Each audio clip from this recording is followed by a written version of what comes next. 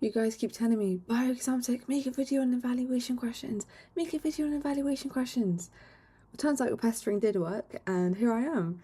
So I'm going to be telling you my exact method of how I do evaluation questions, so my exam technique to do with it, and how to guarantee the marks every time, because you need to understand that the whole of A-level biology is a game, and yes, you can look at a question, you can think of an answer, but it's not in the mark scheme. Well, it's probably because you're not playing the game right.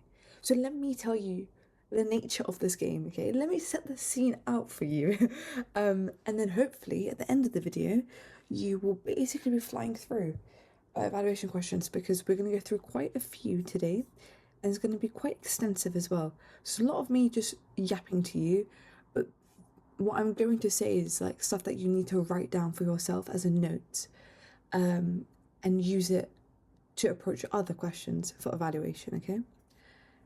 So it's going to be quite a long video, so brace yourself, get a cup of tea or just something or a snack, because I want to make it comprehensive and I want to settle this once and for all. So yeah, a little bit about me. Got 3 stars in 2023, summer of 2023. So I know what I'm saying. And I also do tutoring, so if you're interested, let me know. It's for OCIA though. Yeah, I guess let's begin. Right. I always talk about mindset, don't I? If you watch a few of my videos, I'm constantly about mindset. It's because two people can approach a question, right? They've got the same knowledge, same sort of like a revision to back them up, but how they think and how they approach the questions will differ whether they get all the marks or no marks at all. So right now you might be like, I don't know how to answer the evaluation questions. I keep getting them wrong. It's fine. It's fine. Now let me tell you how I want you to think from now on. Just become the embodiment of this, okay? Think to yourself, say words until proven. And I'll explain what I mean. When you have exam questions and they give you like a claim or a conclusion, and they're like, oh my god, they they made this claim, you need to now think, say what, like don't agree with them, disagree with them until some data that they've given or information that they've given has proved their point. You need to be extremely skeptical, sorry. I can't lie, kind of embody some toxic energy.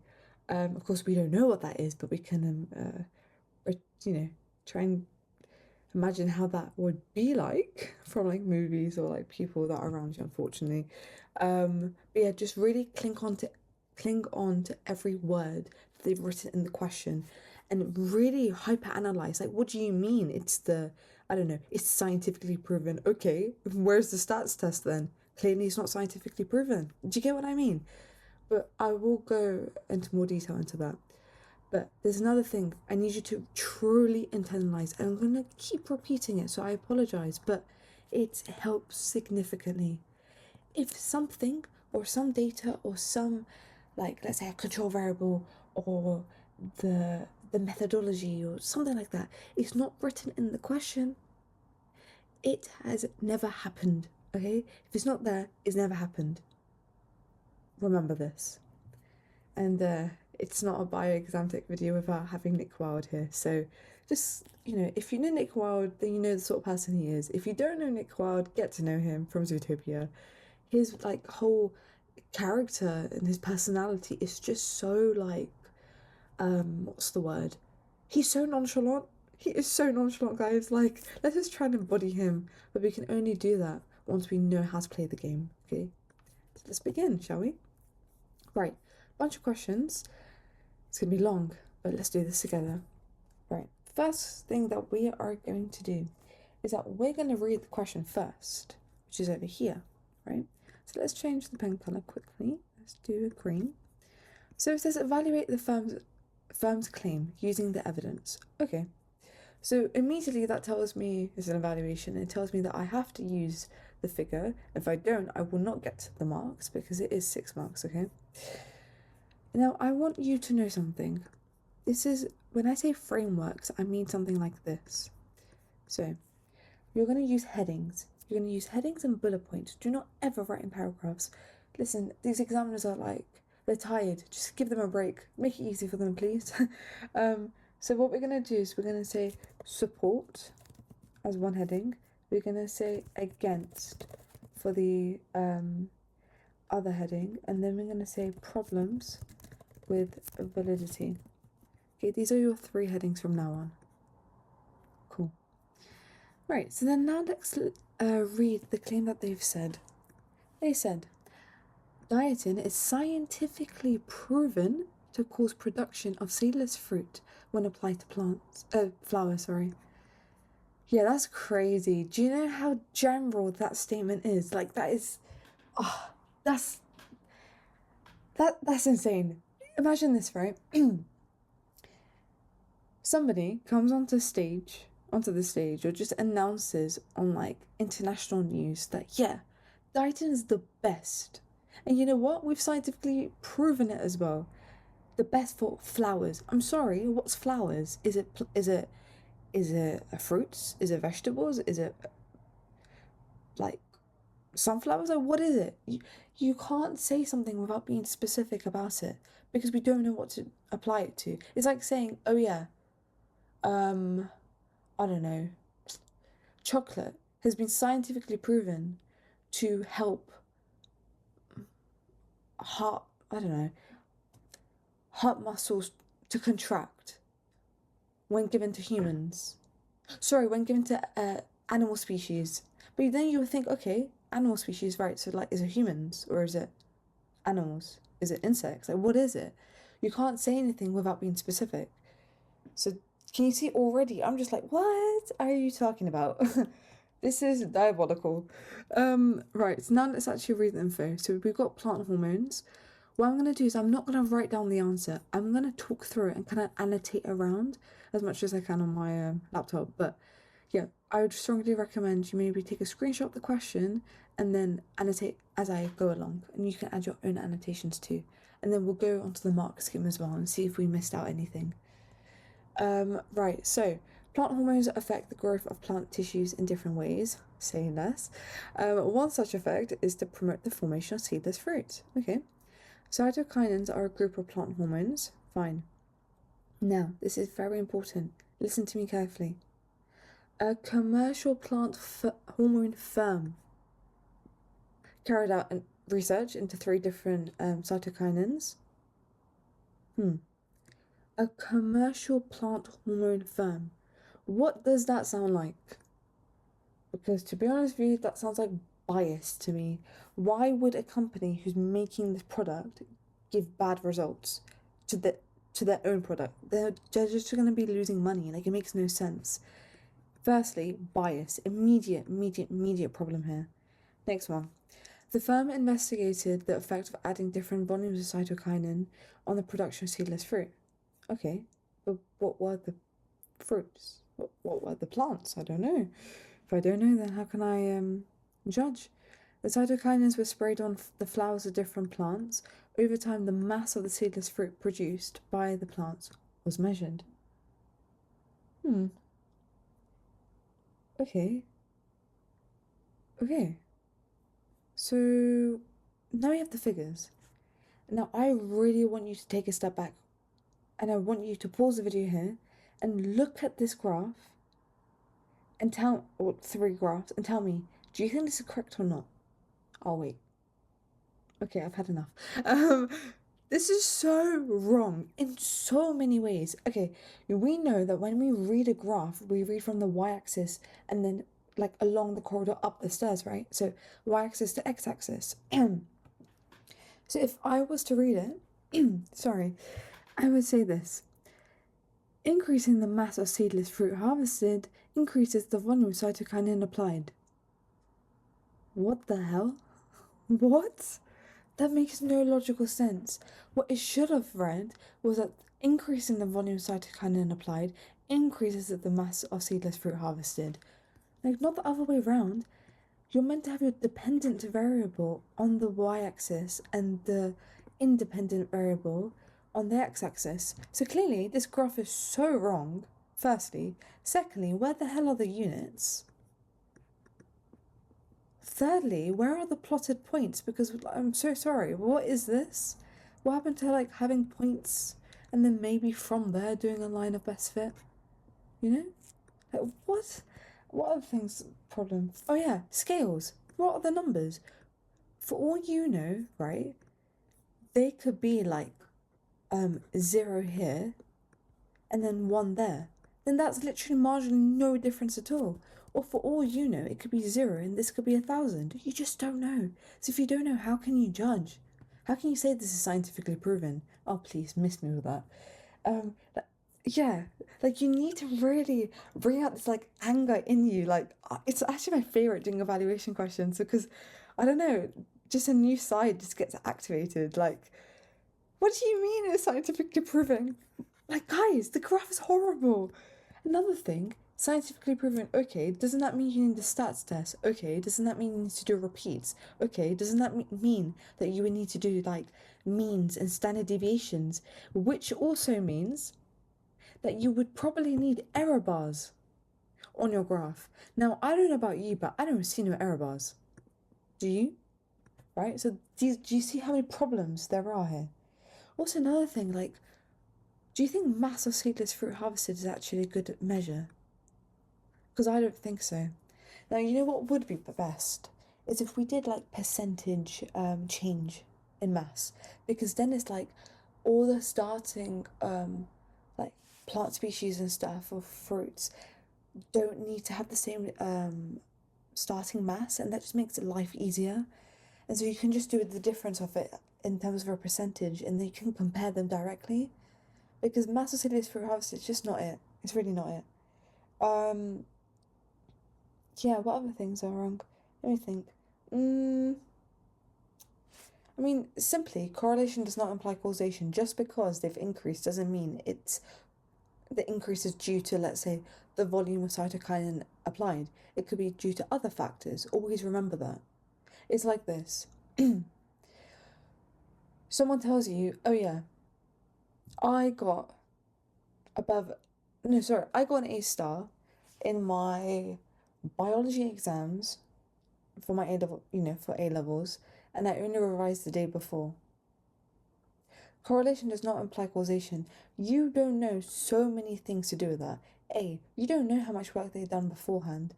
Yeah, they might have done the revision the night before. Maybe they hadn't done it for a month before the exam. But what happened to all the other months prior to that? You don't know what sort of level of revision they did. You don't know if they got a tutor. You don't know if they cheated. You don't know anything. So you can't say that this is directly causing this, can you? Hence why we have the phrase correlation does not imply causation. Okay? Now, that's just me kind of speed running all the problems in my head that I have with this. And there is a lot. A lot. If you were annotating, you probably could see your sheet and be like, wow, that's quite a lot. But it's honestly one of the best questions, this one. Because there is so much you can say and so much like you can be enlightened to if you never thought on this way before. Now, here I said support, right? So you're going to say an agree point or agree points. But here's the thing. Let me give you a bit of solace. If you can only find one agree point or one support point, that is fine. Don't worry, because it probably only is one support point if you can't find any more. And then again, so just the problems with it. Now, when I say problems with validity, what I mean by that is like, okay, have they given the method? Do you know what type of flower it is? Do you know what type of seedless fruit it is? Where's the control variables? Temperature, light intensity, all of that stuff. Do you have repeats? Do you have stats test? Do you have control groups? It's all of those things. Yeah. So let's have a look at the answer. Right. How is the mark scheme done here? Well, it's basically the same as my headings, isn't it? You start off with your agree, disagree, and then problems with validity. Now, issues with validity, problems with validity, like memorize these or like make a list or like make a document and have like just put the general point that keep coming up, and I'll indicate them to you as we go along. Because do you see how In this 6-marker, issues with validity. Is there any more that I can see? Maybe not on these ones, but these 2 are 6 markers and they always come up. But yeah, as you can see, here is the mark scheme. So maybe pause the video here, read it, try to understand it, and yeah. It's pretty much everything that we said, just a bit more detailed, for example, when it comes to this. And just remember, as I said above, if it was never written, it never happened. Did they tell us the method? No. So how do I know what the method is? Did they tell us about the control variables? No. So how do I know what to control? Have they even told you that they've repeated it? No. So that's why you have to say these things. Okay? Okay, next question. So let's read the question first, shall we? Evaluate the statement using the data in figure 19.2. The IOC is succeeding, really, we'll see about that, in reducing the level of steroid abuse in professional sport. Remember? Let's be this embodiment. Okay. Right, where are we? Okay. So based on the findings in figure 19.2, so the head of it made that claim. Okay, so illegal use of steroids is widespread in professional sport. The International Olympic Committee tests the urine of athletes to help prevent steroid abuse. Figure 19.2 is a graph showing tests carried out by the IOC between those years. The bar, okay, this is really important, okay, because I've seen so many times people read this wrong. Okay, look, the bar represents the number of urine samples tested. Okay, so these bars, when you're reading this value, you're going to be looking this side, okay, left-hand side. So we put that left. And then the line shows the percentage of samples testing positive for the steroid testosterone. Okay, it's very important. So when you're reading these points here, you're going to be looking to the right-hand side for it. Okay. So how can we analyze, how can we approach this? Well, you already know what the framework is off the bat. And that is support, disagree, and then problems with validity. That rhymed. Okay. So let's just analyze this for how it is, shall we? So they're telling us they've succeeded in reducing the level of steroid abuse in professional sport. So let's actually look at the figure and see where that's actually happening. So over time, we can clearly see the number of urine samples that have been taken is increasing, which is great, isn't it? And then while that is increasing, we can see this dramatic drop, really, in the percentage of samples containing the steroid, which is testosterone in this case. But that doesn't hold true the whole time, because here it's increasing and the samples are increasing. Well, clearly they're wrong, aren't they? Yeah. So you always want to, say like a general trend in your answer. So you can be like, oh yeah, the reduction in the percentage of samples, that contain the testosterone from the start to the end of the test. Well, it's reduced, hasn't it? It's decreased overall because look, you're starting from this point here, but at the end of the day, yeah, it might have increased, decreased, and whatever, but it is still ending up at a percentage that's lower than the original, which was like over here, right? It's getting really messy now. Yeah, so we can say that as a general trend. Other things we can just say is like kind of isolate certain years. Be like, oh my god, from 1988 to 1991, the samples with testosterone has decreased as the test number had increased. And you can be like, over time, the number of tests have increased as well, and stuff like that. That's just general trends, and just kind of like saying it for how it is. Now, here's the thing. Why are we disagreeing with this? Well, I've kind of alluded to it before, but from 1986 to 1988, there was an increase in the test, and there was an increase in the percentage of samples containing testosterone, which is not good, is it? Secondly, what did I mention in the last question? Correlation does not imply causation. That's your go-to. Like, you're gonna always say that from now on. And let me think. Is there anything else I want to say? You can just be like, there's no clear pattern, because here they're telling you they've succeeded.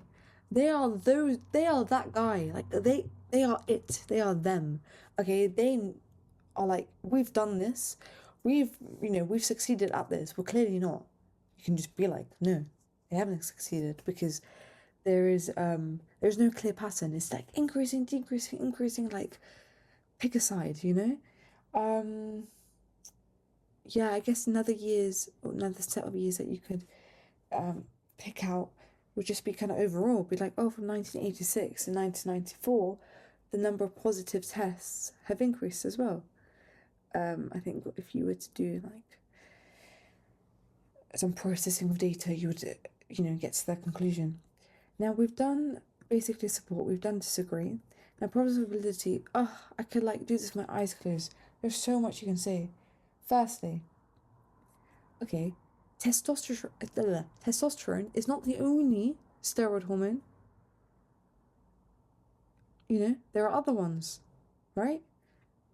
So, but here they're only testing for testosterone. Now, I need you to really use him right now, okay? Just be like him for a sec. And I'm going to read the statement again.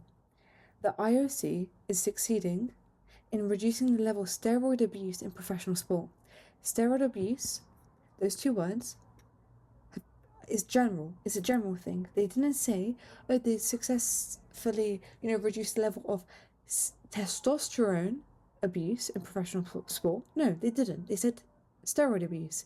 It's an umbrella term. Well, you don't know that, do you? Because you've only got data for testosterone. There are countless other steroid hormones that these professionals could use.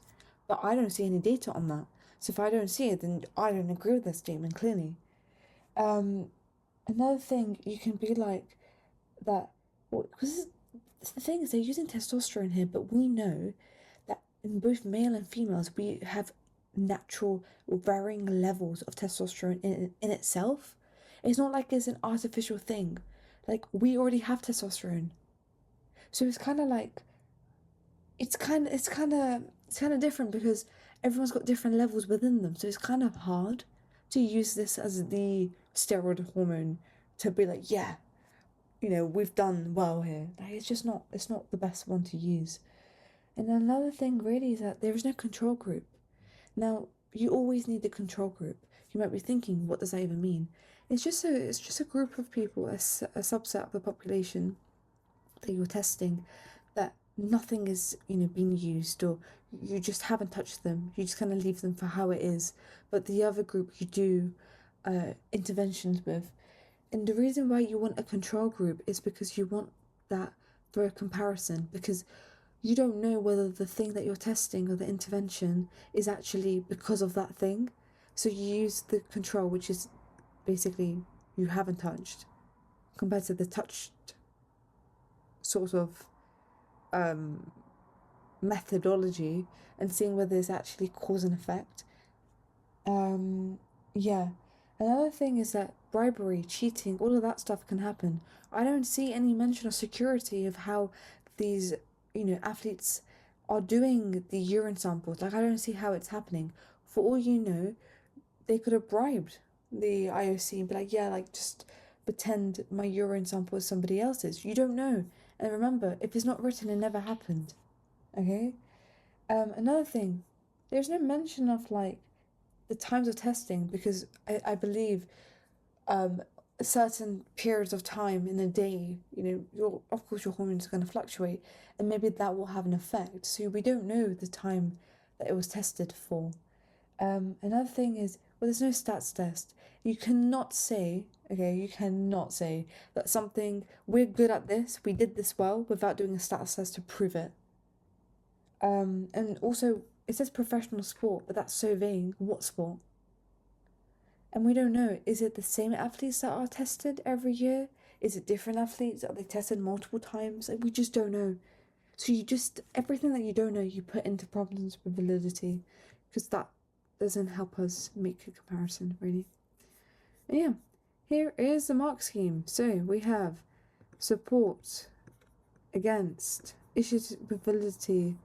This is also issues with validity as well.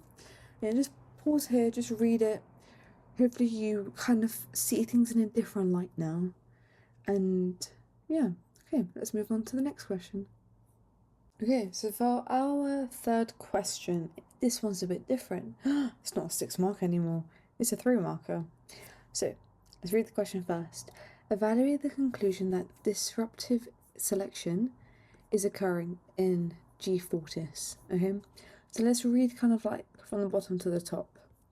So the scientists concluded that the data showed evidence of disruptive selection in the population of G. fortis.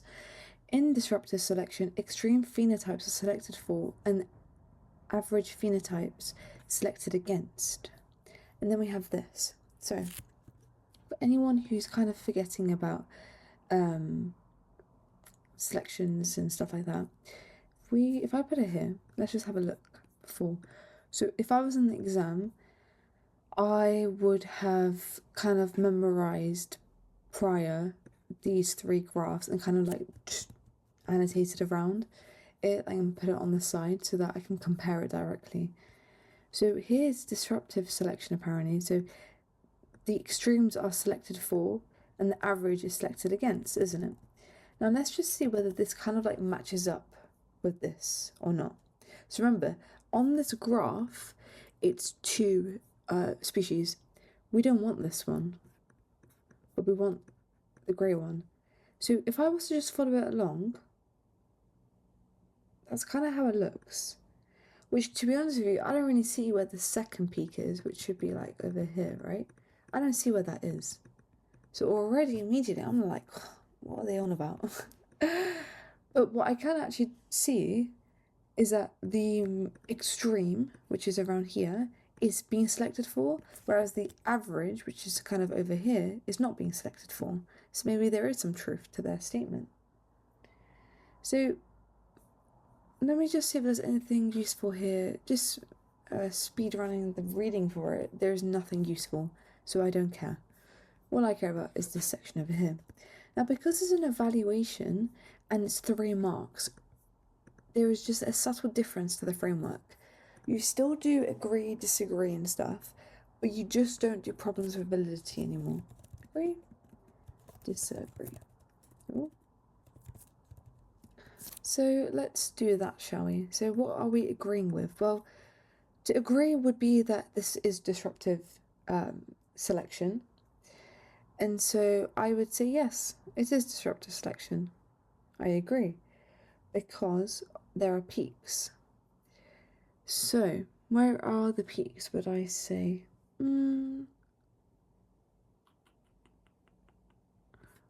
I'd say around 0 would be a peak. Is there another peak? I mean, well, technically, I don't know how much I agree with this, but 1.2 around this region over here could be classed as another peak, or 1.4, because it's kind of going down and then kind of like up. That's being really techie, isn't it?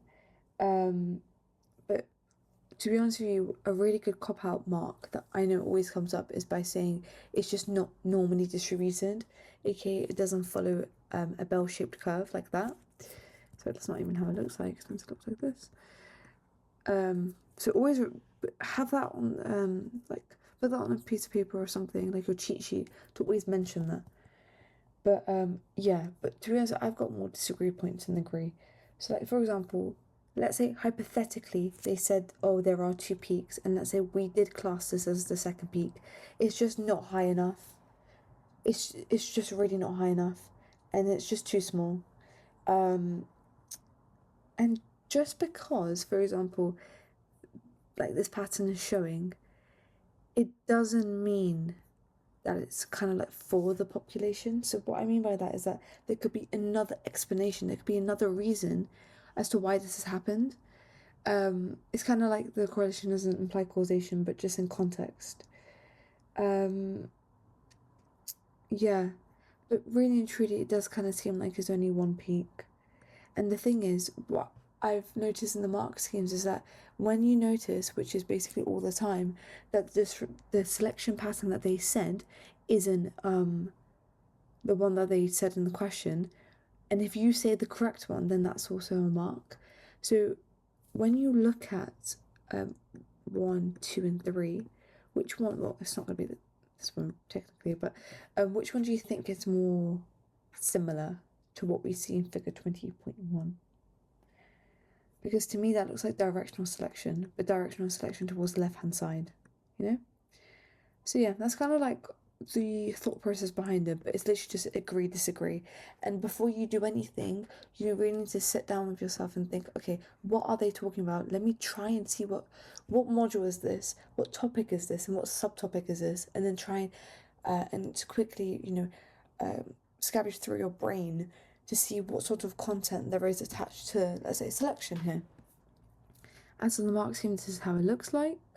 And it was challenging. It really was. And I can imagine, it actually says it here, it was very rare to award more than one mark. And that's why they've got this sort of situation here where they say, oh, if you actually haven't hit 3, 4, or 5, then they can do these ones. It's kind of like open to interpretation, isn't it? Because one person can see 2, one person can see 1. Like I just showed you both sides. So yeah, that is that question, and let's move on to the next one. And for our last question, we've got this one. So, evaluate the student's conclusion. How many marks is it? 4. So I'm thinking it's probably agree and disagree. Okay, so a medical student concluded that a patient with kidney disease and a plasma albumin concentration of 0.015 grams per decimeter cubed would show signs of swelling such as swollen ankles. So let's read the information. To be honest with you, I think this was meant to be centimeters, because that makes more logical sense. So let's just pretend it was. I think it might have been a typo, but okay. So the table below shows a capillary with the surrounding tissue fluid. And we have oncotic pressure, hydrostatic pressure, and concentration of protein albumin. We have this formula over here. Now, you might be thinking, what is going on? Respectable. Don't worry. We'll just do it step by step. So going back to the question, it said the concentration of the plasma albumin was 0.015, right? So when we look at that value in comparison to the values we have here and here, we can see that's lower. Okay. So if that's lower, then that means that, in the capillaries, so if this section over here in the formula represents hydrostatic pressure and this section represents oncotic pressure, well then that would mean the hydrostatic pressure would be higher, wouldn't it?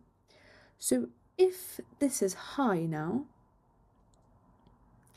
then this whole value, JV, which is the net driving force, would also increase. And if you don't understand that, then what I like to do is just put numbers in. So let's say the HP, when I subtracted them, whatever, was like 3 minus, this is just a constant, which is this factor, we'll just ignore it. And then OP, let's say that's, 2, okay? So that makes 1. But now if your hydrostatic pressure is now increased overall, then let's say this is 5, and the oncotic pressure, let's say, stays the same, that produces now 3. Doesn't that mean that the GV, or the net driving force, is now increased, right? Well, then we can talk about it. So remember the framework. We said agree and disagree. So for agree, we can be like, well, yes, they are correct. They would show signs of swelling or edema because the net driving force is higher, and we've proved it mathematically here, but you just need to say it's just higher. And the reason for that is because more tissue fluid will be produced because of the the values and stuff. And why would it be like, why would we disagree with it? Well, because this is my favorite part. Are you ready for this? I'm going to read this first top sentence again. A medical student concluded that a patient, and I repeat, a patient, not 10,000 patients, not 10 patients, one patient, a patient, with kidney disease, anaplasma albumin, whatever, will show signs. But here's the thing. How can you say that based on one patient? What if that patient responds differently? That would be disagree. Can't lie, sometimes disagree and validity you can use validity points in this. But yeah, one disagree point would be like, no, student's incorrect. Because like a single patient could respond differently compared to other patients. Another thing is that we need information about this patient regardless. We need to know about their hydrostatic pressure and we need to know about their oncostic pressure. Because this is just general, right? This is not about the patient that we're talking about in this context. Okay? So that's another thing. I guess another thing that we can say is the fact that, well, if they already have kidney disease, well then they will already be losing water anyways because the kidney isn't functioning normally anyways. Like, do you get what I mean? It's one of those ones. So it's just kind of like tearing apart what they said and really microanalyzing each part. So the mark scheme itself says this. So we have our agree and our disagree. So this is more in the context of the situation when it came to the albumin concentration they gave us, and then this is kind of like, well, these are things that we need to know. We can't say, oh yeah, this is gonna happen if we don't have information about it. And remember, as I said before, wherever that is, if it's not written, it never happened. If I don't know about the hydrostatic pressure or oncotic pressure, how can I say that a patient, is gonna get swelling? You know? So yeah. That's quite a long video, isn't it? So apologies, but I've only done 4 questions. If you want me to do more evaluation questions to kind of do the similar style and stuff, let me know. At the end of the day, like, this is your A-levels. If I can help in any way, I want to. So just, send in some recommendations and suggestions in the comment section. I'd really appreciate that. And yeah, hopefully, it's starting to make a bit more sense. Just stick to the headings and the bullet points, and remember, you really need to embody what I said over here. And what I suggest now for you to do is just, I don't know, open up a random past paper, find an evaluation question, and based on the notes that you took, and based on the stuff that I kind of said and I was thinking about and approaching, try an evaluation question yourself, and kind of let me know how it goes. I wanna hear. So yeah, I hope that was useful, and I shall see you in the next video. See ya!